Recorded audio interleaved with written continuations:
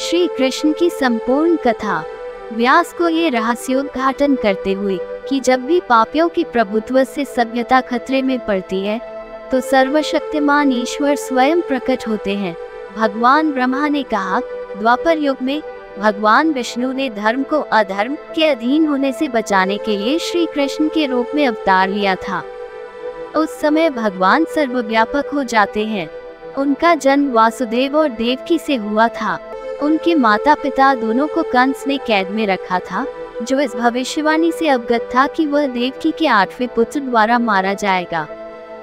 समय आने पर देवकी ने 7 पुत्रों को जन्म दिया, जिनमें से सभी को कंस ने एक एक करके बेरहमी से मार डाला।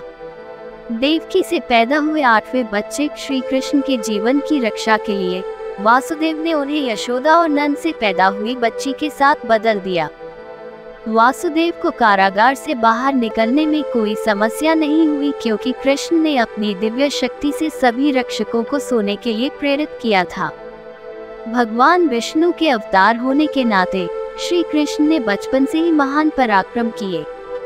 एक बार कंस ने पूतना नाम की राक्षसी को भेजा, जिसने श्री कृष्ण को स्तनपान कराकर मारने की कोशिश की, लेकिन कृष्ण ने उसके स्तनों को इतनी तीव्रता से चूसा कि पूतना तुरंत मर गई।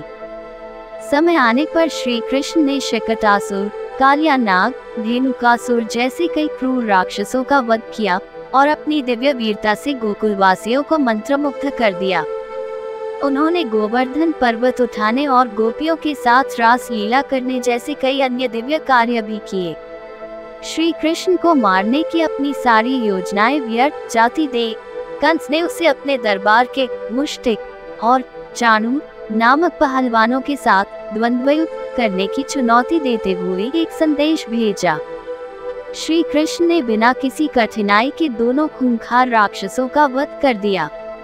अंततः श्री कृष्ण उस सिंहासन पर चढ़ गए जिस पर बैठकर कंस कुश्ती देख रहा था, और उसके बाल पकड़कर उसे नीचे खींच लिया।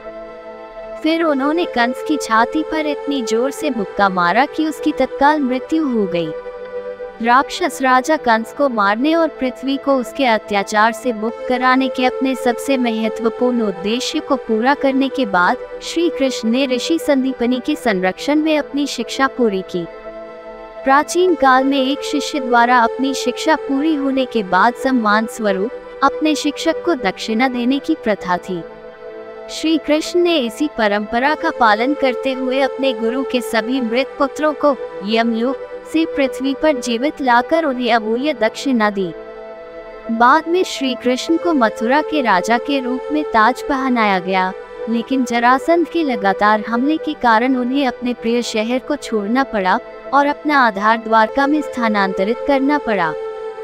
उनकी 8 रानियां थीं, जिनमें रुक्मिणी और सत्यभामा प्रमुख थी। बाद में उन्होंने 16,100 स्त्रियों को नरकासुर की कैद से छुड़ाया और उन सभी से विवाह किया। रुक्मिणी से उन्हें प्रद्युम्न नामक पुत्र हुआ, जिसने शंबरासुर का वध किया। अनिरुद्ध प्रद्युम्न के पुत्र थे और उन्होंने बानासुर की पुत्री उषा से विवाह किया था। बानासुर भगवान शिव का बहुत बड़ा भक्त था और उसे 1000 हाथों का वरदान प्राप्त था।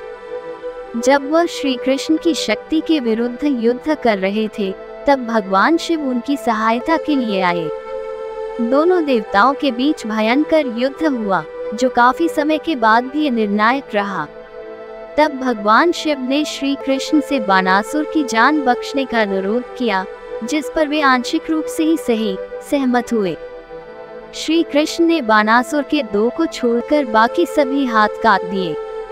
अंततः पृथ्वी को पाप के अंधकार से मुक्त करने के अपने कार्य को पूरा करने के बाद श्री कृष्ण स्वर्ग की ओर प्रस्थान कर गए।